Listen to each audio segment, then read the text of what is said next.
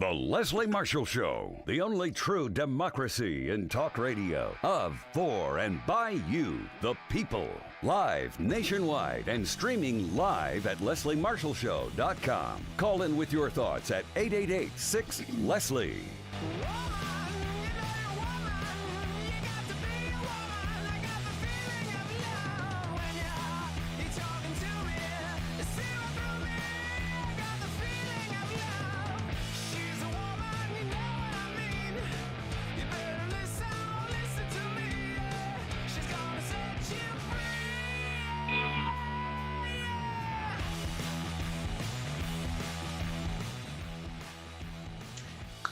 Welcome again to the Leslie Marshall Show. This is Natalia Abrams, and I am joined by Cody Hounanian and Sabrina Calazans, and we are from the Student Debt Crisis Center. And today we're taking over for Leslie Marshall, discussing all the recent developments around student debt. And as we say, this is the state of student debt. So hi, Cody and Sabrina. Welcome to our last show of the year. Hey, Natalia. Thanks for having me. Yeah, thanks for being here again. And before we get started, just to remind you all, we are a Student Debt Crisis Center. Our mission at our nonprofit is to center the needs and voices of student loan borrowers by partnering with allies, government officials to impact public policy and once and for all in this student debt crisis. And again, so happy to be here with Cody and Sabrina. I would like to start with what's happened since our last show about a month ago. And Sabrina, I know there's been some significant changes to the payment pause. Do you want to fill folks in on that? Sure. I know that there have been a lot of updates since the last time that we've been here. And one of the biggest updates has been an extension to the payment pause. So student loan payments were set to resume on January 1st of 2023, but President Biden, right before Thanksgiving, announced that the student loan payments would be paused until 60 days after a court ruling on these cases, and we're going to talk about these cases shortly, or until 60 days after June 30th of 2023, whichever comes sooner. So there's a chance that payments can resume or won't resume until September of next year. So there's a lot of current legal challenges taking place right now. So I'm going to toss it to Cody, who has a lot more knowledge than I do on what's going on currently in the courts. Well, yes, and I should say I'm not an attorney, but I like to play one here at our organization, and we try. How many times do we say that a day? We're not attorneys. There are armies of attorneys that we lean on, but I know if you're a student loan borrower like myself, what's happening in the courts related to student debt cancellation is probably top of mind.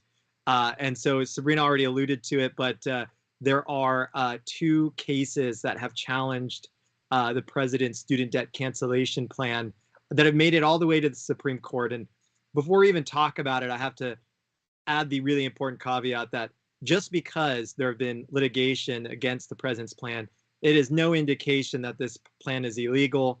We should still very strongly support and back it because of the president's real authority to do this.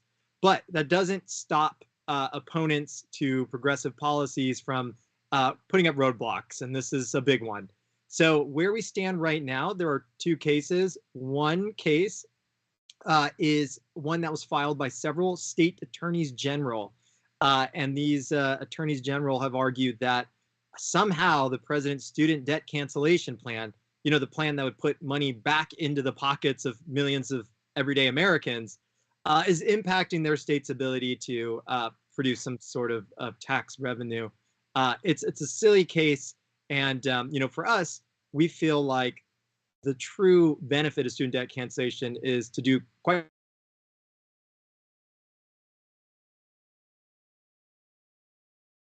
I think we have Cody that was filed by Cody. two student loan borrowers themselves that essentially argued that because they didn't an opportunity to provide public comment on these policies and to impact the limitations and rules that control the president's plan, that in and of itself makes the plan illegal. And so, I hope the irony there isn't missed, that there are opponents to the president's student debt cancellation plan that are student loan borrowers themselves. And that is quite frustrating because I know as a borrower, this relief is something that I currently depend on, and millions of other people just like me really feel like it's critical.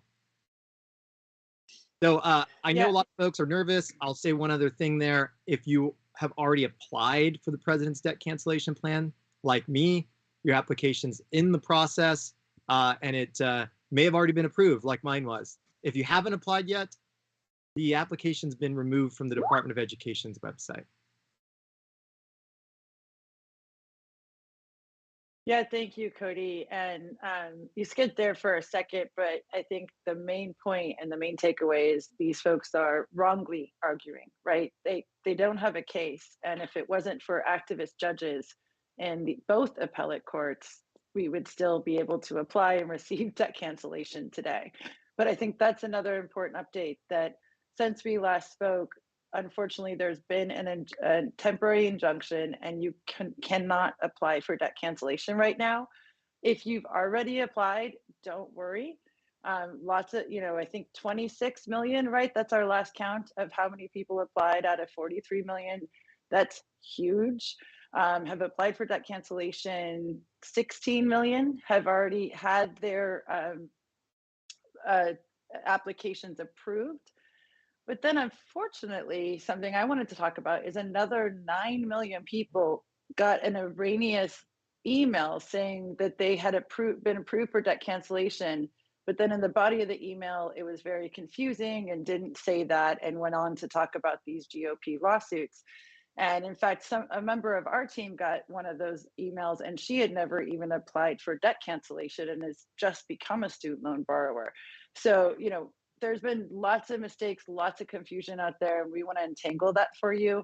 So it's just really clear that right now you cannot apply for debt cancellation, but the fight is nowhere near over, and it's going all the way to the Supreme Court, the top court of the land. So, that's kind of our updates on debt cancellation. We're going to get more into the Supreme Court after the break, but I know there was another part of the president's program that's getting largely missed when we talk about debt cancellation. And I know folks who thought we were going to go into repayment in January, spoiler alert, we are not. No payments will start in January. But Cody, can you talk a little bit about the new income-driven repayment program and what folks, what else President Biden talked about when he made that big announcement in August? Yeah, absolutely. I mean, I think part of the big news here is that we're not just fighting to defend student debt cancellation. We're making all sorts of progress when it comes to so many other parts of the student loan experience for borrowers. One of the big options that's out there for people that are struggling is what we call income-driven repayment plans. And these are federal programs that can lower your monthly payment so you can actually afford your student loan payments and put food on the table and keep a roof over your head. These are really critical programs. What the president announced is that he will be introducing a new income-driven repayment plan that has even lower payments, has an even shorter period of time that it takes to complete the program, which means you can get student loan forgiveness on the other side of it sooner, and also addresses what I would consider some pretty predatory problems when it comes to interest accrual. There's millions of borrowers in these programs that are doing everything right, and they're seeing their loan balance go up instead of down, even when they're making the payments that are asked of them from the federal government.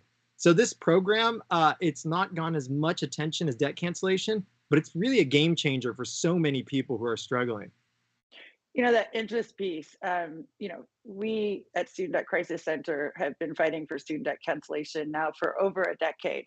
But I will say, and I think you guys see that, you two see this as well, the second most important thing I hear from borrowers is, look, I'm okay paying back what I borrowed.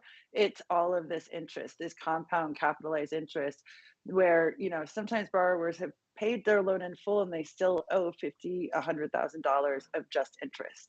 And that just feels criminal that we're charging so much interest just for folks to get an education, which is a must in this country now.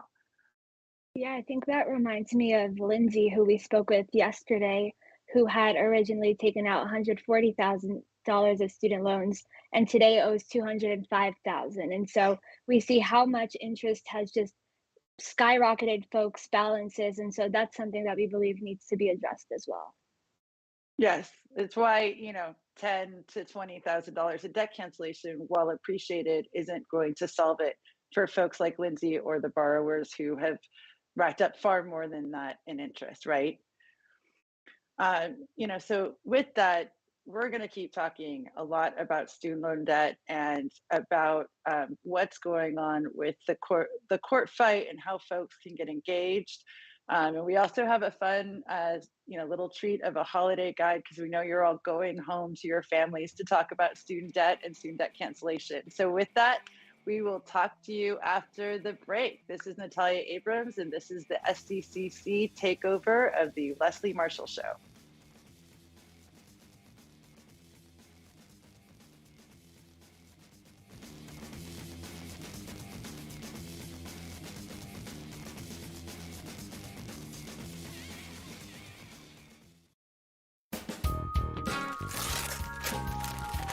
Whoa, a new digital music player. Thanks, Mom. Oh, I'm glad you like it, because I can't wait to toss the big stereo. And now that we got your dad that big HD TV he wanted, we can throw out our old TV too. Hold up. You can't just throw out electronics. Really? They need to be recycled or donated. And how would we do that? It's so easy, Mom. Today, recycling electronics is just as easy as buying them. GreenerGadgets.org has all the info. We just enter our zip code to find a certified recycling center nearby. There are thousands of them, and new ones are being added all the time. Some of our local stores are even certified recycling locations. I like that. Did you know that some of the stuff in our old electronics could be used to make new products and conserve natural resources? Well, okay then. Let's gather them up. What was that website again? GreenerGadgets.org. We just enter our zip code and go.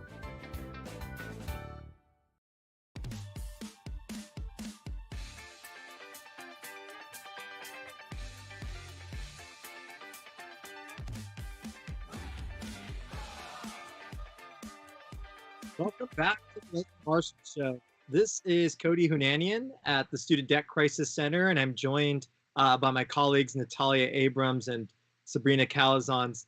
We are taking over for Leslie Marshall today and discussing all of the recent developments around student debt, which I know is a big news topic for borrowers, for family members, and for the country. So I'm really excited to talk about this.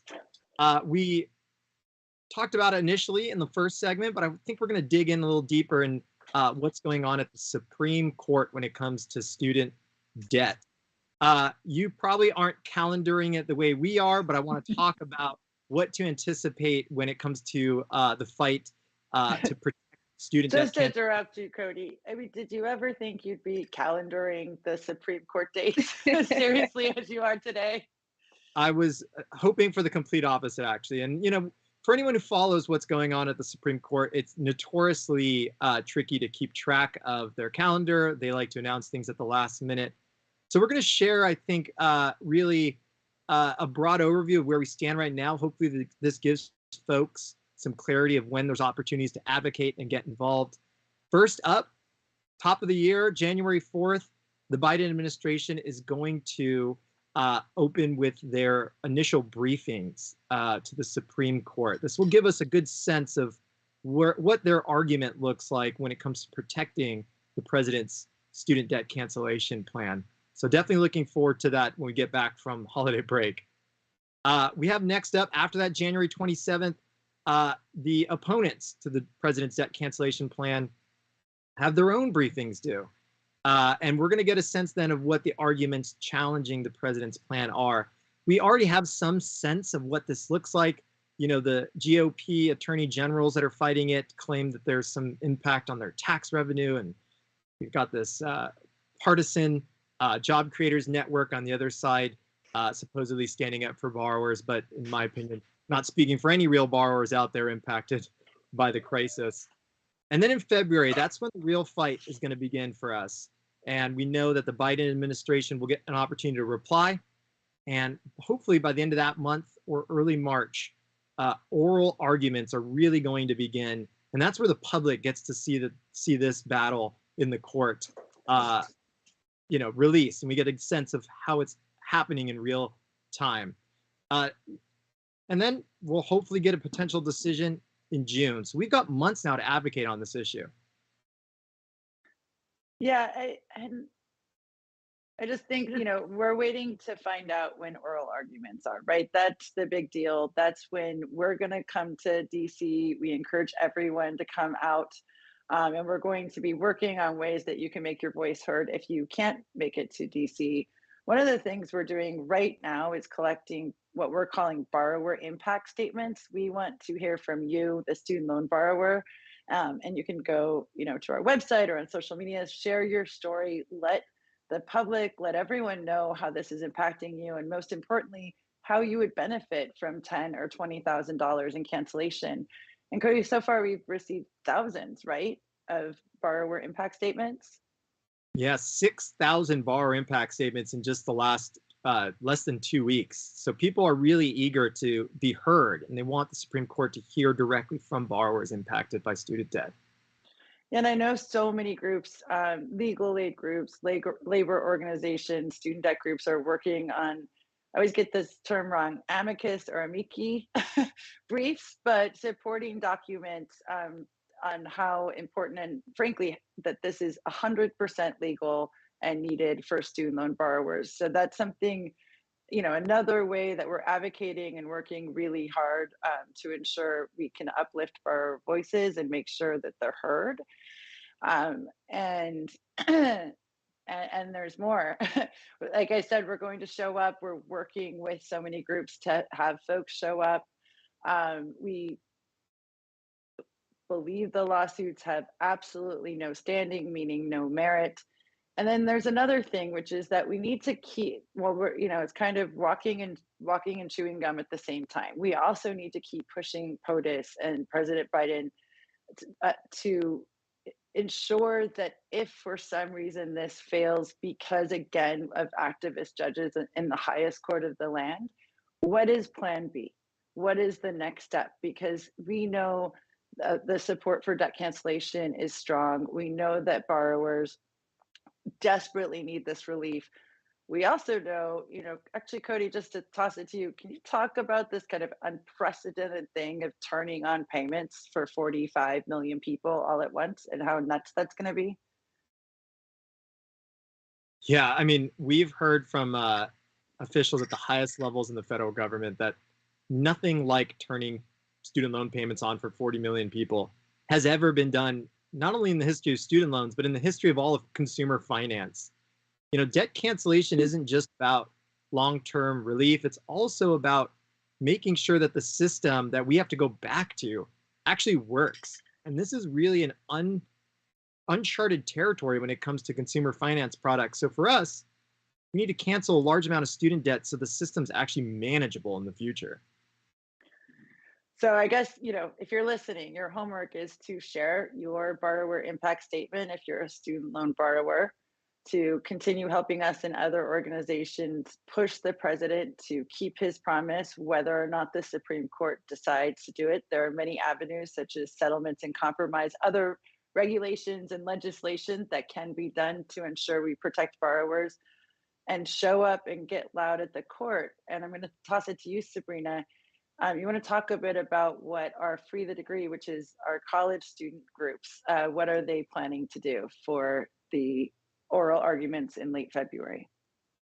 Yeah, so Free the Degree is a coalition of student groups, just different groups of young folks and any folks who are interested in fighting for debt-free college, canceling student debt, just making sure that folks don't have debt at the end of any post-high school education. And so some of these folks are planning some rallies, whether that's in person on their campus or a virtual rally on the days that we're going to be having in-person action during the oral arguments outside of the Supreme Court. So that means that there are going to be folks across the country having different rallies with groups of students who are coming together to say, cancel student debt. We believe in this program. We believe that folks should receive the relief that they're entitled to, that the president had announced that he would do. And so I'm really excited to see all of these different college campuses getting involved, talking about how they're impacted and also how they're going to benefit, because we talk about how folks are impacted by student debt, but there's also positives to the cancellation announcement. We have to talk about the good side of things as well. And so I'm just really excited to see how folks' lives are going to be changed, how they're going to be able to pursue their dreams, how they're going to be able to do the things that they weren't able to do because of the student debt. And so I'm really excited about that, and just looking forward to watching those rallies, to getting involved and being outside of SCOTUS. Yeah. Yeah, and Cody, you mentioned the awful opposition job creators network. Like, let's be clear, the other side's going to come out too, and they're going to be. So we have to outnumber them, out loud them. That's not a term, but get louder, and make sure that voices are heard. And I love, Sabrina, that you're working so much with the college students so that everyone, borrowers and non-borrowers alike, can come together. It's so important. So with that, when we come back, we're gonna talk about our holiday guide and give you some tips on how to talk to your family. And again, this is Natalia Abrams and the SDC takeover of the Leslie Marshall Show. We'll be right back.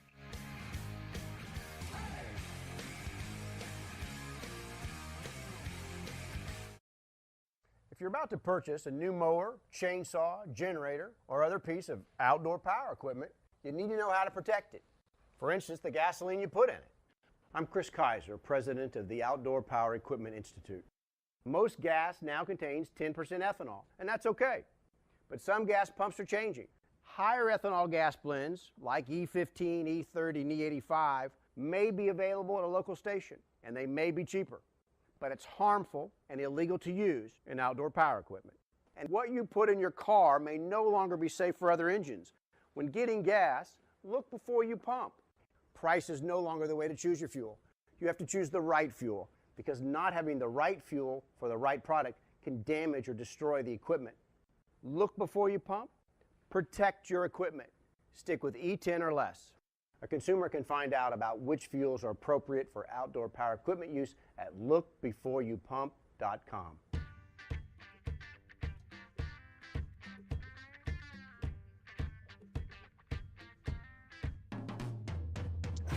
All right. Well, we're segment. Talked a lot about what's happening in student debt world, but I'm really excited about hopefully a somewhat humorous but also important segment about how to talk about student debt during the holidays. This is Cody Hounanian at the Student Debt Crisis Center. I'm joined by Natalia and Sabrina on our team as well. And as a reminder, we are filling in for Leslie Marshall for our State of Student Debt takeover of the Leslie Marshall Show. So Sabrina, why don't we dive into what I think is a really helpful resource and fun way of looking at the student debt crisis, what we're calling the holiday guide. Yeah, I really love this holiday guide that was put together by Sean Tonra and Ian Franza from our team. It's a holiday guide that's now featured in The Nation, so definitely check it out. It's called "'Tis the Season to Talk About Student Debt Cancellation." And so I think it provides us with a really great opportunity to tackle questions that might come up when having conversations with, some family members that might not have the same views as us. So I think it's a great opportunity to talk to loved ones about the issues that we really care about. And so for us, that's student debt. And so I would love to offer up a few questions that were featured in the holiday guide and get some answers from the two of you, if that works. That works. And yeah, we all have that wacky family member, right, that wants to debate us, knows that you are a student loan borrower, in our case, knows that we work in this space. And so want to give you just some helpful tips for the questions that we typically get from the opposition or people that aren't, on the side of borrowers. Totally, Sabrina, Let's do it. Awesome. So I'm going to toss the first question to you, Natalia. And oftentimes I hear this a lot when I'm talking about student debt cancellation. Others like to play the devil's advocate. So they'll ask questions like, is student debt cancellation fair for those who already paid off their debt? Well, according to the holiday guide, doing something good for others does not always have to come at the expense of doing something good for ourselves. Even if student debt relief doesn't impact you, financial freedom for borrowers will still benefit the country. When people with student debt are able to participate in the economy, everyone benefits. That's so true.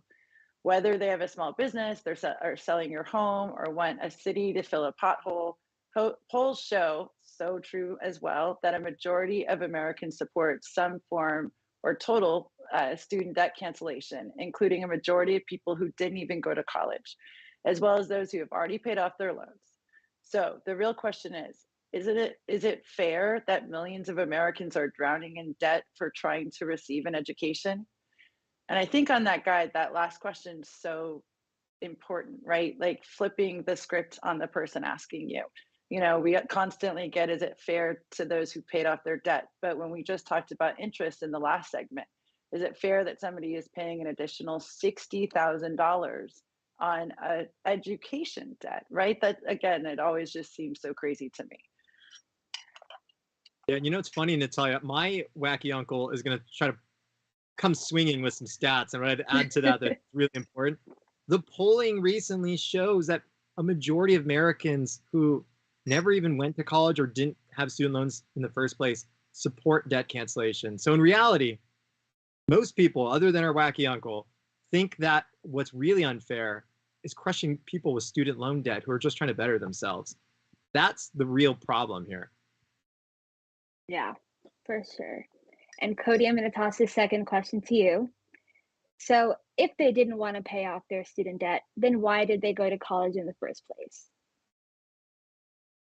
Well, look, we know that a college education is really a step towards achieving economic mobility, bettering yourself, your family, stable employment. I mean, it is right now a cornerstone of prosperity for so many people. And I think most Americans agree that getting an education of any kind really gives you a leg up. But when you have all this high cost, what it means is that this investment that you make in yourself and an investment in the economy more broadly doesn't pay back, doesn't have the benefits that it used to have. That is not the education system we want. So increased tuition and skyrocketing student debt have limited mobility for millions of borrowers instead of actually giving them that leg up that so many of us believe in. Education is and always should be a right, a human right, and it should be available to everyone who wants to access it here in America. And we believe that it should be inclusive, accessible, should be high quality, and it should be debt-free for everyone.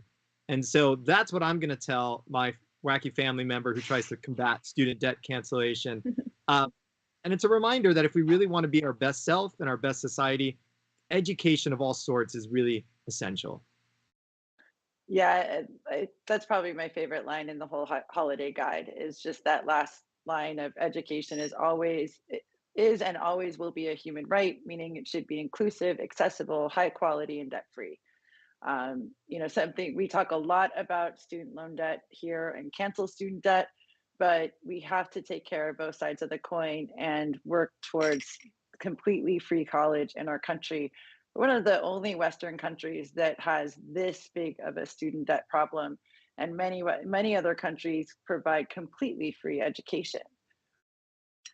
Yeah, I think the Free the Degree Coalition, that's in their mission statement to advocate on behalf of education for it to be inclusive, accessible, high quality, and debt free, because we know that, you know, the burden of student debt really holds folks back. I know that I'm a first generation college student.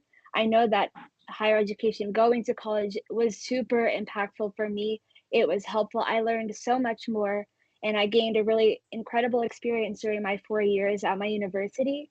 But now that I'm outside in the real world and I have my degree, I still feel the effects of the student debt now on my life. And it's like folks want to be able to move forward, but that student debt is holding them back. And so that shouldn't be the case. Folks should be able to leave the university feeling empowered, feeling like they have a strong foundation to be able to take the next steps that they need, whether it's in their careers or pursuing their dream, starting small businesses or whatever it might be. And so I think that I've seen that impact firsthand.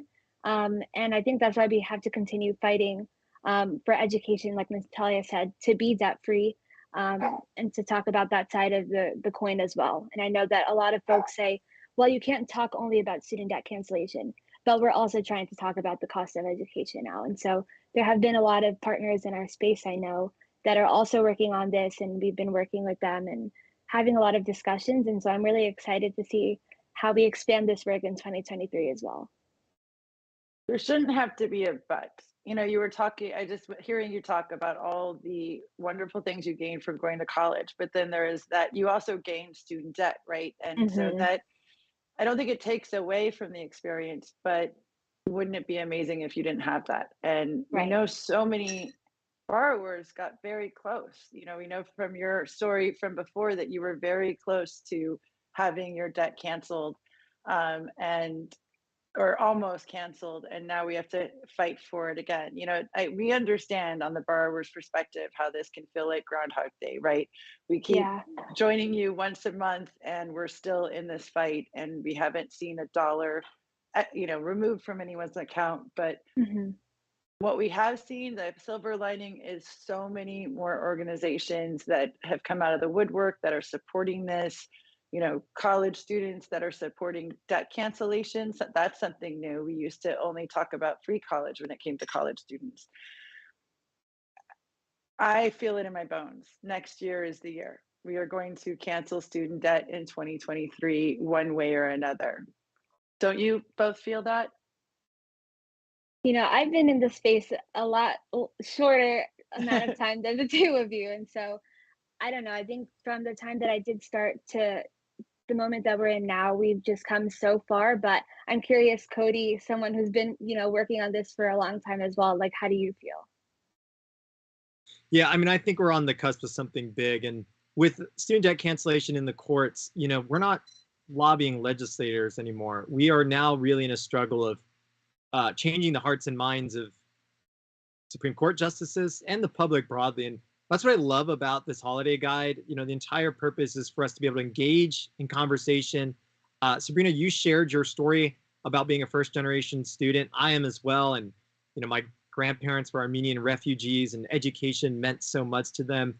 I know it's sometimes hard for me to engage in like policy discussions about student debt because when I think about education, it means so much more to me than just some laws on the books and a financial product. It is, realizing the American dream and having an opportunity to really prosper. And it almost makes me emotional thinking about it. So this guide to me gives us the tools we need to have really engaging conversations. And hopefully we can change the hearts and minds of those at the dinner table and those sitting at the Supreme Court in Washington, D.C. as well. Yeah, Cody, that's one of the first things you said to me, Sabrina, was that once the debt cancellation was announced, that your family felt like this was realizing the American dream. So we have to get that back. And I know we have more from that awesome holiday guide. So when we come back from break, we will discuss it. This is Natalia Abrams for the Leslie Marshall takeover with SDCC. Thank you. If you miss Leslie on TV this week, catch up at lesliemarshallshow.com.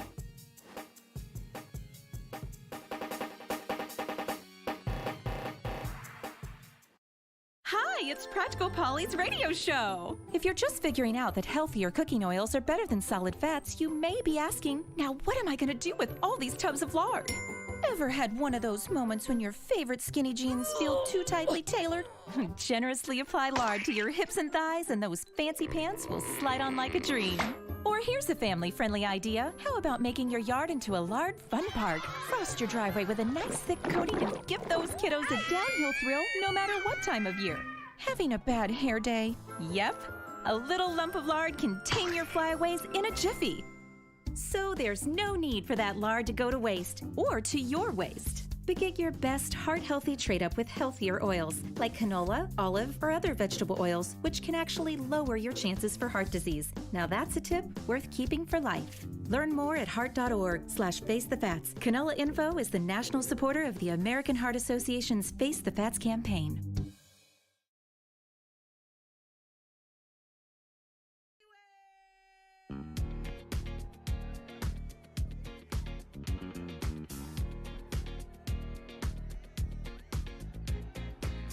All right, welcome back to the Leslie Marshall Show. This is Natalia, and I'm joined by Sabrina Calazans and Cody Hounanian and at Student Debt Crisis Center.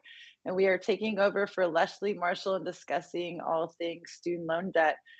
And right before the break, we were discussing our really fun holiday guide and informative too, which is featured in The Nation magazine. And Sabrina, I'd love to just jump right back into questions of 'tis the season to talk about student loan debt. Great. So I'm going to toss the first question to you, Natalia. So why should taxpayers pay for someone else's education? All right. Well, according to this really handy I know holiday that was a guide, lot. yes, I mean, I don't know if we're going to solve that in one small segment, but college degrees are crucial not only to individuals but also to the economy. You know, we were talking about how this is realizing the American dream, going to school, not feeling burdened to have to pay for it so we can get into a better job or career or just educate ourselves, right? But you know, without higher education, many jobs would be impossible to perform. As a result, we have to work together to help better the economy and society together.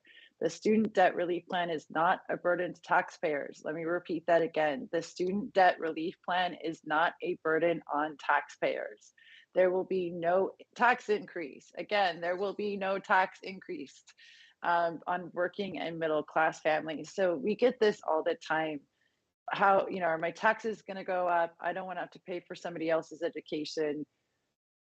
You know, I don't have children, but I pay for K through 12 education with my taxes. And I pay for my streets to be cleaned. And I pay for the fire department and police department. And knock on wood, I've never had to use that. So, you know, this goes hand in hand with the questions we talked about before, that we need to stop thinking about ourselves and start thinking about how we can better society. You know, Cody, I'm assuming you get this question all the time too. I do, and you know, it is a lot to unpack. I like to really focus in on what the benefits of student debt cancellation are. There's too much discussion about what policies cost, and not enough discussion about what policies do for our economy and our society. And you know, when we have spent a decade documenting how student debt prevents people from starting small businesses and prevents people from purchasing homes and delays family formation, all of those have costs, and it costs all of us and our economy to manage those costs. Student debt cancellation for millions of people provides financial freedom. It means people can start those businesses, can purchase homes. In fact, we have seen it in action. While the payment pause has been enacted during the pandemic, we have heard from borrowers who were finally able to buy a home, finally able to start a small business when, you know, others weren't even able to work. This is really a policy that has benefits, not just for individuals, but for our entire economy. And we all are uplifted when these 40 million Americans can do better. So that's what I like to focus in on, is the benefits, not the costs. Yeah, Yeah, this and I would be. also, Oh, go ahead, Sabrina. oh no, I was just going to add the point that student loan borrowers are also taxpayers. I think there's this, you know, we always say, but this is going to affect taxpayers. But student loan borrowers are taxpayers too, and they're paying for other programs that might not necessarily be impacting them in that moment. But that's just something else that I wanted to throw out there that I think is important to mention. Great minds think alike. I was going to say the same thing, that we have to remember that they are the taxpayer as well. So I think we have one more question on the holiday guide too. Yes, we have one from the holiday guide and then one other one that I have for you specifically. But this next question is for Cody. So Cody, a big top of mind concern for a lot of Americans right now is inflation.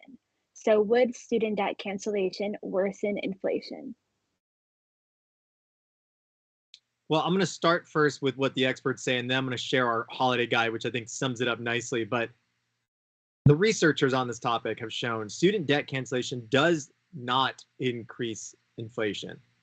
But if you're a borrower out there like me, you're not an economist, you don't care about these numbers. What you care about is your pocketbook and how your life, how you're experiencing this type of cost increases and things related to inflation. So, you know, our holiday guide makes it clear. Borrowers have been forced right now during the pandemic and during this last year of skyrocketing inflation to choose between paying for food, rent, healthcare, and other just basic needs versus paying off their student loan debt.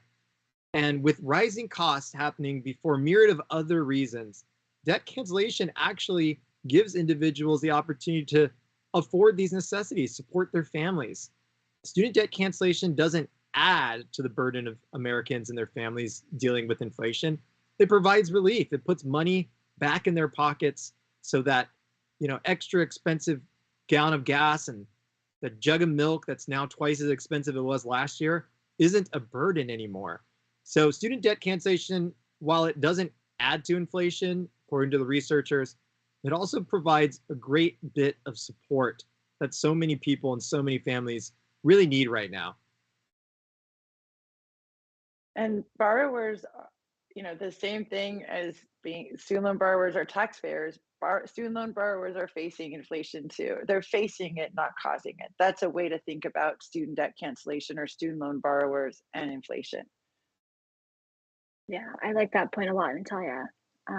They're facing it, not causing it. So my final question is in regards to your sweater, Natalia. I know we have a red theme kind of going on with our Student Debt Crisis Center team, but your sweater has a big number on it, and I'd love if you can talk a little bit about it, because I think it's a cool sweater, and I think other folks should hear about this. What's going on with that number? Yeah, thanks for bringing it up, Sabrina. So we had this great company, No Fixed Address from Canada. So I think that speaks to the fact that people all over the world are noticing how bad our student debt crisis is in the US.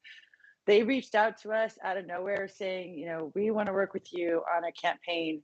And, so I don't want to take any credit for this idea. This was their idea, but it really resonated with us, which was to wear your debt number the same way we wear our college letters. And I know as a student loan borrower, or someone who used to be a student loan borrower, it felt weird owing so much debt, but then proudly wearing, those letters on your college sweatshirt. So this is a way, and we're looking into, seeing if we can produce more. Please sign up. We are definitely looking to produce these sweaters where you can customize it. You can put your own debt amount and, wear your debt with pride. And while we're not proud of our debt, we also really want to encourage folks to not be ashamed of it. This is to no fault of your own. You did what you were told to do. You went to school. You took out a loan from the federal government that you thought was safe and wouldn't charge you egregious interest and compound and capitalize and do all the crazy things. So it is not your fault that you have this debt number. And I would say one of the biggest responses we've received is, can the sweatshirts fit, 6 figures, right? So many people have well over $100,000 in debt, and it's a conversation starter. I put this on and took a picture, showed my mom, and her first thing was like, what do those numbers mean? So, huge kudos to No Fixed Address for this really brilliant idea, and to the student loan borrowers that have been willing to wear it and show their debt with pride, so we can call attention to this awful student debt crisis, which, the total is almost or over $1.8 trillion that Americans owe in federal student loan debt. So, it's time we call it out. I can't wait till we start getting more of these sweatshirts out there. It'd be kind of a dream of mine to see us all, in front of the steps of the Supreme Court with these sweatshirts. And, I think you mentioned that idea too, Sabrina. So always wanting to give credit to those who think about the right ideas. Yeah, I think they're just really great sweaters. As you said, a conversation starter. It fits up to 7 figures on the sweatshirt. So I had a lot of folks reaching out and asking about that. And you can also customize the colors to your university. So I know you went to UCLA, so it was a little bit tough for you to wear the red. So, maybe a light blue, you can get that out there. So if you want to learn a little bit more about when the sweaters will drop, you can visit studentdebtcrisis.org/majordebt/. Cody, I'm going to toss it to you if you have any final words, thoughts, you or Natalia. Oh yeah, and I was just going to say, please visit our website to share your story, to learn more about the crisis, to sign our petitions, and that's at studentdebtcrisis.org. And we are a Student Debt Crisis Center. So Cody? Yeah, I just would encourage everyone to speak out proudly, courageously about student debt. It's really something that is a very powerful tool. And with that, this is the SDCC Takeover of the Leslie Marshall Show. It's been a pleasure, and good luck talking about student debt at the holiday table. Happy holidays. Happy holidays. Happy holidays.